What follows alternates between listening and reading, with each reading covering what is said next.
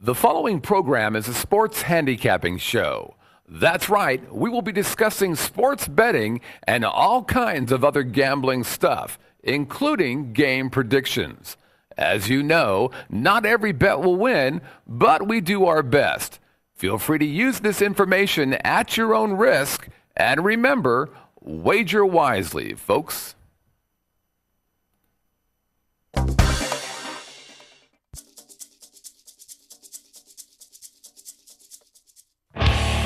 Broadcasting from the Vegas Video Network studios, live from the Las Vegas Strip, Covers.com presents Vegas SportsDay.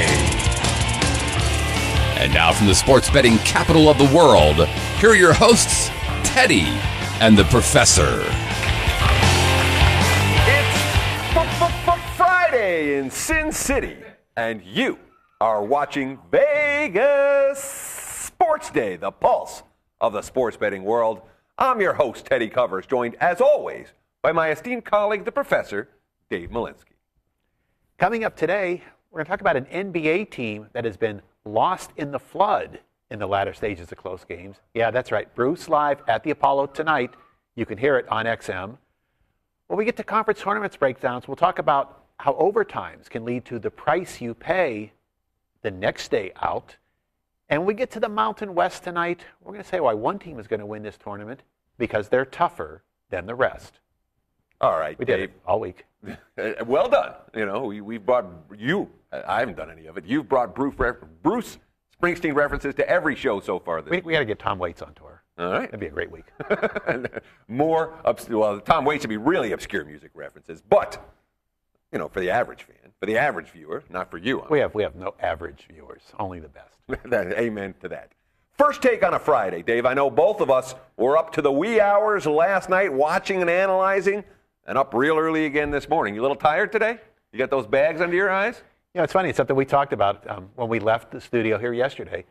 That Thursday night of conference tournament week, annually, the lowest sleep count night of the entire year, because even at Vegas time, you're up after midnight, getting your last box scores in, up a few hours later to bet the openers for Friday. Yeah, watching the Big East, we got a little sentimental. That tournament is going to be changing, hopefully in a couple of years, not next year. I think Syracuse and Pittsburgh will be around at least one more time. But just head and shoulders above and beyond the rest of the tournament, not only for the quality of play, the coaching, the toughness, but it's that atmosphere in the Garden. Got to experience it about 30 years ago as a college sports writer, NIT semifinals on a Monday night, West Virginia, Tulsa, Purdue, Syracuse, Paul Pressey, Joe Barry Carroll, Greg Jones, a lot of good ball players involved. And always was just fascinated by that atmosphere. In this Big East Conference, you have mostly city fans congregating. Best basketball fans you're going to find anywhere. Just absolutely electric yesterday with the number of games that went down to the final shot. Going to be electric there tonight. Leads to the big question, though, that you've got to answer before your own first take. Okay. 2 tickets handed to you. Bruce live at the Apollo. Doubleheader night in the Garden tonight, Big East. Where are you going? That's a tough call. I don't know where I would go. I'd probably go see the basketball and then run over to see Bruce, then take a cab back down and see if I can get to overtime or something. Friday in New York. You're going to just, I don't know. Good luck with that. I haven't been faced with that dilemma, and hopefully, probably, I'm assuming tonight, being that we're here in Vegas, that won't be an issue. Speaking of being live here in Vegas, we do have a halftime going right now, and like yesterday on the show, I will be giving out halftime lines live on air. LSU shoots 9 for 40 in the first half, yet they're only down a point against mighty Kentucky. Kentucky leads 25-24. Halftime line, the Wildcats minus 10 total in a range of 68.5. That's the current halftime line. For my first take, I want to talk about Joe Lunardi.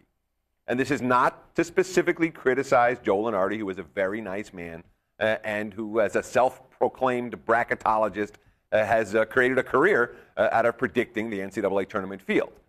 But all you hear about, last 4 in, last 4 out, Joe Lunardi is not the tournament selection committee. Joe Lunardi is not going to pick the 68 teams that are going to be in the big dance this year. A committee will do that. And frankly, I tried this exercise, I don't think it was last year, probably 2 years ago. I'm like, all right, let's see if I can pick the field. And it was a 65-team field, and I believe I did it on the Friday. I got 64 of the 65 right. It's not that hard to predict the NCAA tournament field. There's probably half a dozen teams that are on the bubble per se, and the selection committee will pick someone random like a VCU last year to get in, and they're going to diss someone who we would expect to get in, that Lenardi and company would expect to get in. But the bottom line is all this stuff is just projection. There's a bunch of guys, a bunch of stuffed suits sitting in a committee room right now putting their opinions together. Those guys are decision makers. Joe Lenardi and ESPN are not. All right. We got to talk about what happened with yesterday's games. Do a little post-mortem on what we saw last night. Well, we have 5 games go to overtime on conference tournament Thursday. We had 7 others decided by 3 points or less in regulation. Dave, we're seeing a lot of really intense conference tournament action, as we would expect. Yeah, a lot of things we've never seen before. The Pac-12 yesterday, for the first time ever, every one of the games in the quarterfinal round decided in single digits. Not great basketball coming from that conference, but at least competitive basketball. Big East, we saw some great basketball being played. But again, what happens now is for these teams that are on that proverbial bubble, you do scramble wild. You do play a little bit harder because you're this close to the prize. Little different setting for some of the major conferences now. You've got mostly the cream teams. There are a lot of teams out there tonight and tomorrow in the semifinals and finals who already know that they're going to be advancing anyway. Remember those things we talked about with Roy Williams earlier this week? Almost couldn't help but walk over Maryland earlier today. Come tomorrow, Roy's got a decision to make. Does he want to win and maybe face Duke again Sunday, or get his team a day off? And you know what? Later in today's show, in Money Time, the Kansas conundrum. Do you want to go out and beat Baylor, which might mean a third meeting against Missouri, something you may not necessarily want, or would you prefer to have the day off? There are some settings where we might not quite see the same electricity today that we saw yesterday when some of the lower teams were really scrambling. Yeah, I want to talk about the Big East tournament because in my mind, second to none when it comes to college basketball conference tournaments. Yeah, the Big Ten draws crowds. Yeah, the ACC draws crowds, but nothing like the electricity at Madison Square Garden. And what it does, it energizes even the worst teams in the Big East. It energizes everybody in the venue. So what do we have? We have great games. I mean, really great games yesterday. That Cincy-Georgetown double overtime game, a classic. We saw the Notre Dame South Florida, a single OT game. Excellent basketball. Maybe not great offensive basketball, but a fun game to watch. You know, UConn and Syracuse battling back and forth. The energy at Madison Square Garden, the electric crowd, the fact that the Big East tournament is the most successful of the bunch, man, that has continued. And we'll get into a little bit of Big East action when we get to Money Time tonight. And one of the other things you probably noticed, too, in a lot of these other venues, small, sparse crowds. Some of them were just cavernous with the empty seats. So make sure you're adjusting that for your court advantages. That's going to be a big part of today's show later on. We talk about UNLV and some of those issues. But note a couple things. One, if you're watching Kentucky and LSU today and you see that crowd, it's different tomorrow. A lot more Kentucky fans. They're going to buy up the seats that are available. If Kansas does go on to play in the Big 12 finals tomorrow, you're going to see a lot of Kansas fans come flocking in. Some of these court advantages may shift by a point or so because of the crowd over the next 24 hours. Something we talked about in the postmortem last week, you need to keep in the back of your mind. And maybe, just maybe, by tomorrow in L.A., somebody will show up to watch a Pac-12 game. It's sad, folks. It's really, really sad. No one in the Staples Center yesterday. I mean, were there 1,000 people in there? I mean, you talk about, trying to sell out the lower bowl. They couldn't even sell out the courtside seats at the Staples Center yesterday. Pretty ugly. I want to answer a quick email here from Kevin, sent it in before the show today. He said, I was wondering why you do not start your show earlier on days like today and yesterday. Is this simply a scheduling issue? In a word, yes. Both Dave and I have full-time jobs. We bet, we handicap, we sell plays at Covers Experts, and here in the studio at the Vegas Video Network also, it's not like we can come and go as we please. They have other shows scheduled to come in and tape. So we aim for consistency. 11 o'clock Pacific time, 2 p.m. Eastern time, every single weekday. And that's a time that you can feel comfortable coming to watch the show knowing that we're going to be on air. Even during busy periods like this, Dave's scrambling all morning, I'm scrambling all morning, just to make sure that we can get the show together, to get our own bets in, and to make it down to the studio. So thanks for the question, Kevin. That's the answer. And we're going to continue to get questions because you're going to continue to send them in. The email address, sportsday@covers.com. Best questions are answered on air on a daily basis. You can follow us on Twitter @VegasSportsDay. And, of course, get involved in the community. Become a part of the discussion. We're talking these games back and forth. In the Covers.com posting forums, you'll be talking these games back and forth. Lots of good opinions, lots of interesting discussions. Covers.com/posting forum. When we come back, Mike Brown just slapped Kobe this week. We're going to talk about what he said and what it might mean as money time begins. Are you looking for the latest odds, the fastest scores, the most important trends, and the best matchups and stats?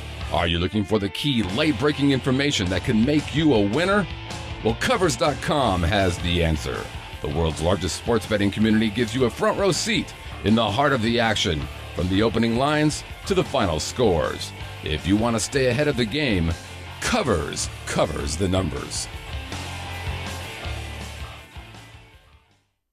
I'm Courtney Leone. This is Vegas Video Network. You want me to mention awkward silence? Let's do that then, okay.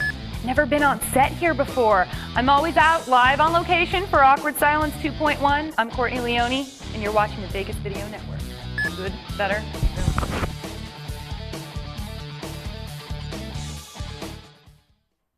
Okay, guys, it's money time.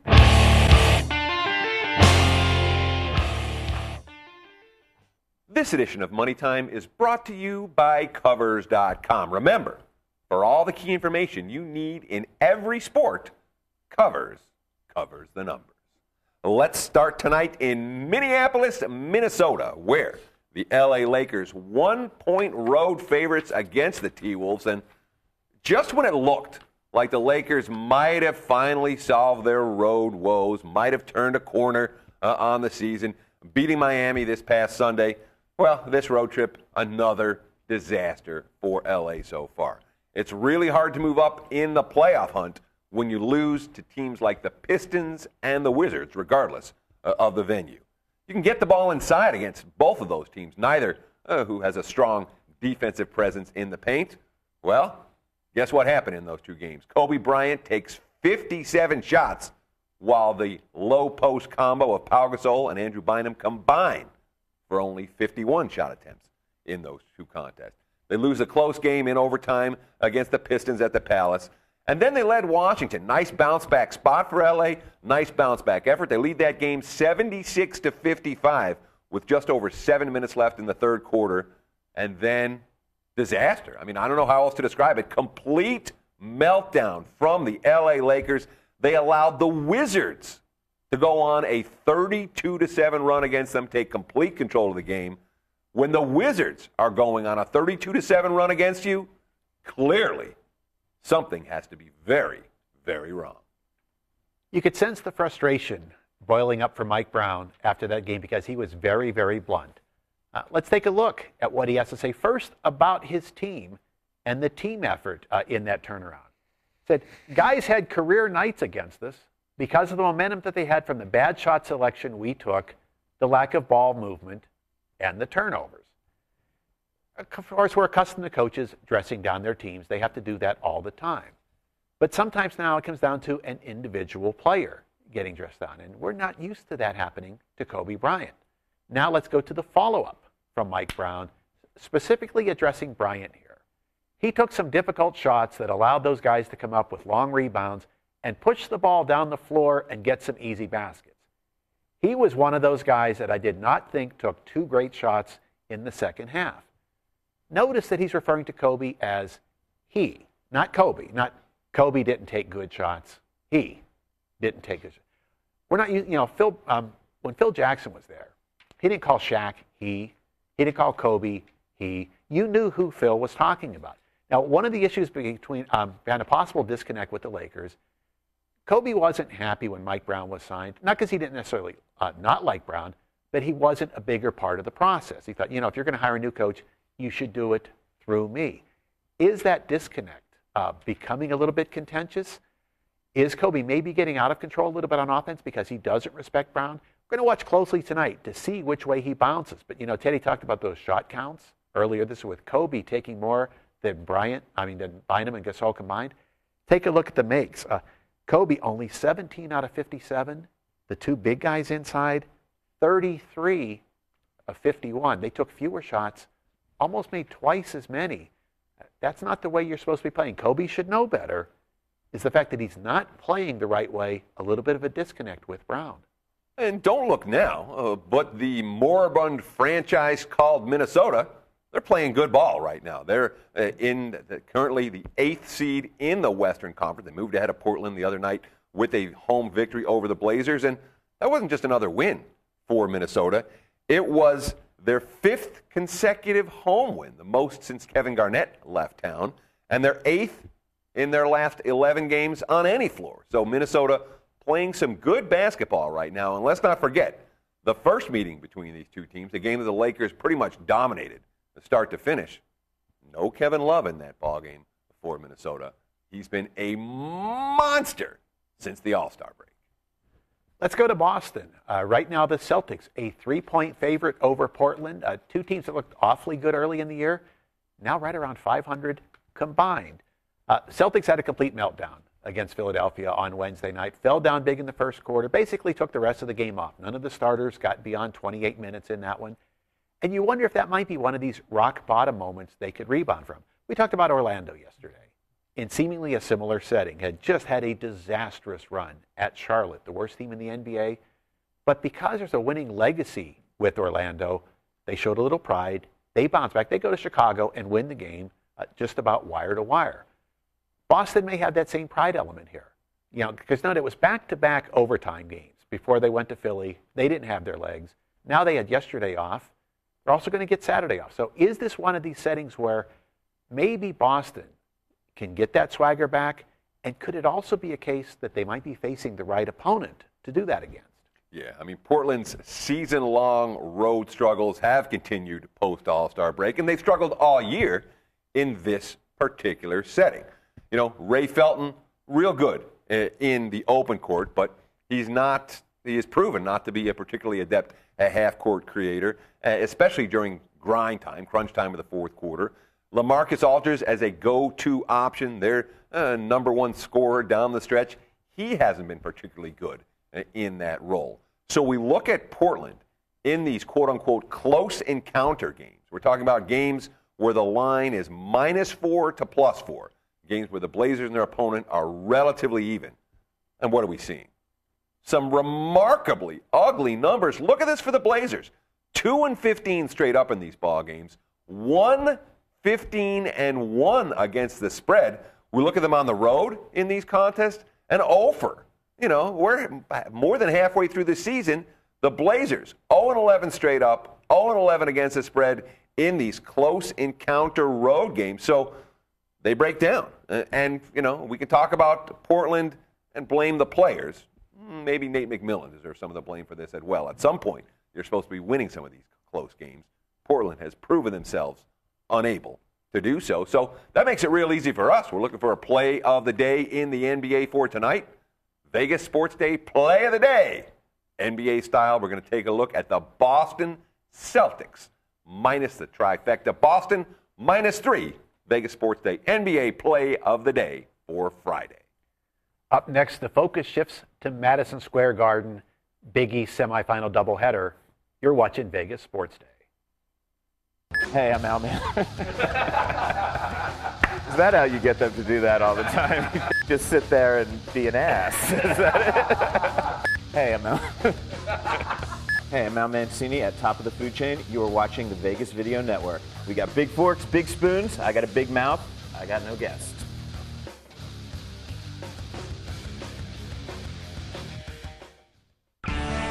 Livestream is your premier place to watch live events on the web, mobile devices, and connected TVs. See new events daily or broadcast your own at livestream.com. Livestream. Be there.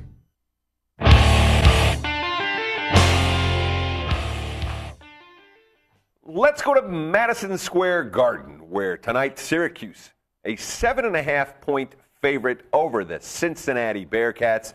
And, really a classic afternoon in New York on Thursday. And one of the things that we'll miss as this conference alters its shape over the course of the next few years, no league has consistently brought better games early in the conference tournament brackets than the Big East. But now we get a chance to get into one of the major keys over the next 2 days, measuring the difference between adrenaline/momentum and fatigue. Some teams are going to be able to carry that momentum forward. Some teams are going to be gassed. So how do we differentiate between those two type of squads?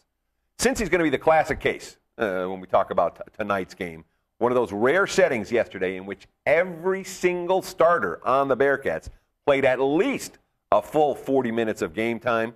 So, Dave, let's dig into it. Something we talked about in setting up the conference tournaments last week is when you get to these overtime games, it's not just the number of minutes, but the fact that they were hard minutes. If you watch Cincinnati-Georgetown from about the last 7 or 8 minutes of regulation through the overtimes, every single possession, those kids are fighting really hard. So that does take a little bit of a toll. Now it gets difficult for Cincinnati because you might be playing the deepest team in the country. The Syracuse second five arguably would be good enough to qualify for the NCAA tournament if they were a separate team. So let's take a look at those starters' minutes for these two teams from yesterday to set this up for you. As Teddy mentioned, every Cincinnati kid went at least 40. That means they played 230 floor minutes. Keep in mind that a regular game is only 200. So 30 minutes above and beyond just from the starters. Syracuse yesterday, 133 minutes, almost 100 court minutes less than Cincinnati. To put that in perspective, that's 20 minutes per player from those starters. That's a big difference. Not only the minutes, but now look at this production. Even though Cincinnati, in multiple overtimes, 5 bench points, 5 bench rebounds, 2 bench assists. Syracuse, 30 points, 11 rebounds, and 6 assists. So now the question, given yesterday's setting, how tired will Cincinnati be? Because maybe it's not necessarily all bad. Well, exactly. I mean, you look at the hard numbers and you say, boy, it's hard to make a case for Cincinnati, given the fact that they are likely to be significantly more fatigued than Syracuse today. But now you think about it. You know, this is a team they played yesterday afternoon, so it wasn't a late game. They had time to get a full night's sleep, time for a shoot-around today before the game, time with the evening start, and time to get at least some rest and relaxation. Again, we're talking about kids obviously in their late teens and early 20s. We're not talking about old guys like Dave and I. And the recuperation factor is certainly shorter for kids, especially on this stage. And then the other thing we have to think about, is the motivation of the bright lights in New York City and a national TV audience on a Friday night enough to overcome those fatigue notions? Or is there another potential issue lurking here for Cincinnati? The fact that the Bearcats, as a team and as a program, really have never had to deal with lights as bright as these ones on this type of a stage. For the Orange, just business as usual. They've been under the microscope all year long. Tonight, no different. Let's go to Kansas City, two teams that will definitely be moving on in the big dance next week. Right now, Kansas about a 6.5-point favorite over Baylor. It's going to be the third go-round between these teams this season, and it leads to a couple of basic starting points. Number one, what went so wrong for Baylor in the first two? And number two, a Baylor team that had struggled to step up in their bigger conference games played awfully well against Kansas State yesterday. Is that one of those getting your monkey off the backs types of games where they'll now relax and maybe play a little bit better? Well, I mean, the first two games between the two teams were complete Kansas beatdowns over Baylor. Jayhawks rolled to a 92-74 win at home on an ESPN Big Monday Nighter. And the rematch in Waco, it was just as one-sided, 68-54, Baylor on the wrong end of that final score. So what do they need to correct? What can the Bears do differently this time? Well, what do they need to correct? Pretty much everything. Let's take a look at this chart real quick. Shooting the two games. Kansas hits almost 55% from the floor. Baylor under 42%. So the Bears, they didn't bring it on offense. They didn't bring it on defense. Rebounding battle. Kansas wins both times. A +16 margin in those two games. Turnovers. Kansas commits fewer. Baylor commits more, obviously. So these weren't just fluky scoreboard results. Kansas was the better team, clearly the better team, in both regular season meetings. But we wonder if there's a window open to reverse some of that in this one.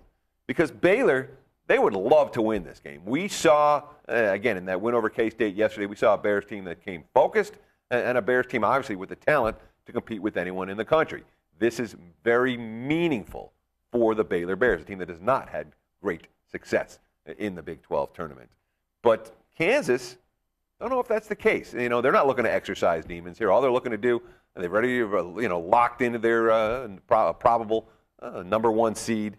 And they may not necessarily want another go-round with Missouri, which is likely on tap for tomorrow. Both the first two meetings between the Jayhawks and the Tigers were down to the wire barn burners, energy sappers for a team that may want to save up some energy for the next couple of weekends.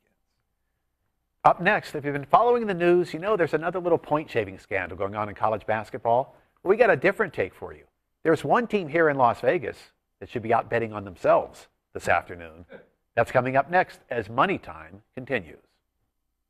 Traditional media believes that after about 3 minutes, you'll tune out. Most Vegas media companies think if it doesn't jiggle, you won't tune in. At the Vegas Video Network, we think both are wrong. The Vegas Video Network is the first and only live online broadcast network that specializes in insider news and expert views about Vegas. We combine great storytelling with the ability to watch when and where you want on your computer, mobile device, or television. Discover the real Las Vegas. Visit VegasVideoNetwork.com.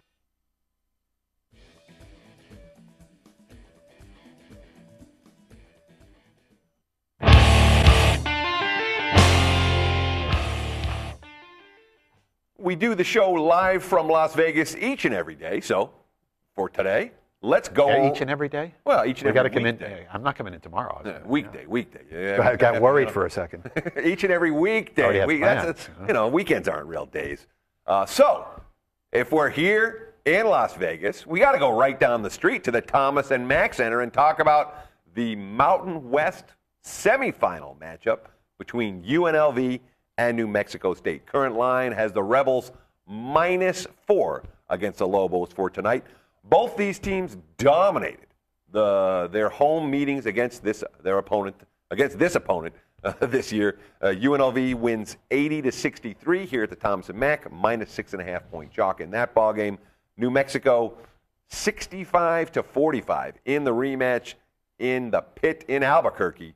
They were 4.5 point chalk in that ball game. So last time these two teams met, New Mexico wins by 20 as 4.5 point favorites. Today, they're catching 4.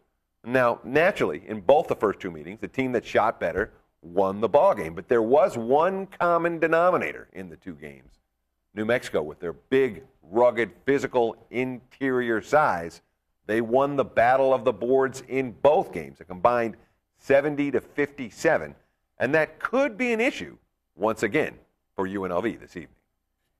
Did a post-mortem on this New Mexico team 2 weeks ago, talking about that style of physical play that usually makes you better as the season progresses, whereas guys that don't have the muscle tend to wear down a little bit over the course of a tough schedule.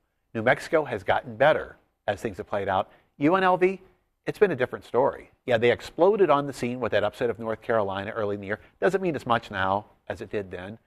Some key wins to open the conference play. Again, doesn't mean as much now as it does then. Because now let's look at a little bit of a regression. In the second half of conference play, the Rebels have been nothing special. Let's take a look at the second go-round in league play this year. You've got a 14-game schedule in the Mountain West. So the second tour of 7, UNLV only 4-3 straight up, 2-5 against the spread. And if we take their margin from the first 7 games and compare it to the 7 rematches, they fell off by 57 points. That's over 8 points per game in those second encounters. Note that in the second time around, they got out-rebounded by a -11 New Mexico. Against the same opponents the second time around, they won the boards by 41. That's a very significant gap. It tells us that not only was New Mexico maybe a little fresher team in February and into March, but now with both teams playing back-to-back nights and New Mexico having a much easier ride on Thursday, good case could be made that they'll be the fresher team tonight. The Rebels did not look like a strong, energetic team in the second half against Wyoming. But there is a legitimate home court advantage here that we have to talk about. UNLV, they're not just playing in the same city. They're playing on the same floor that they've gone 18-0 straight up on so far this season, basically dominating the vast majority of opponents that they've faced here at the Thomas & Mack, including, as we talked about, New Mexico in that opener. But the home court edge here really as great as we think? Well, the Mountain West Conference tournament brings fans, a lot of fans, from two different venues in years past. The BYU fans would come pouring into town from the Salt Lake City/Provo area, and the Lobos fans would be coming in from New Mexico. This year, no BYU fans. So we saw a torrent of New Mexico fans in this venue last night, and we're going to see even more tonight. So UNLV is going to have some edge here, but New Mexico, they're going to have enormous crowd support, real crowd support. You'll be able to hear the crowd cheer when New Mexico scores a bucket, just like you will when UNLV scores a bucket. And let's not forget, this is the Lobos' third game on this floor this season. They're familiar with the sightlines. They're familiar with the venue itself. And also, it's a team that brings a fair bit of confidence against UNLV, even in this hostile venue. Obviously, they won the most recent meeting by 20. And prior to the loss this season, they covered on each of their three previous trips right here to Las Vegas. They had an outright win and a loss by 1 and a loss by 2 in those 3 ball games. That gives us some potential, perhaps, to look at as the show continues. Let's go back to Madison Square Garden for the nightcap.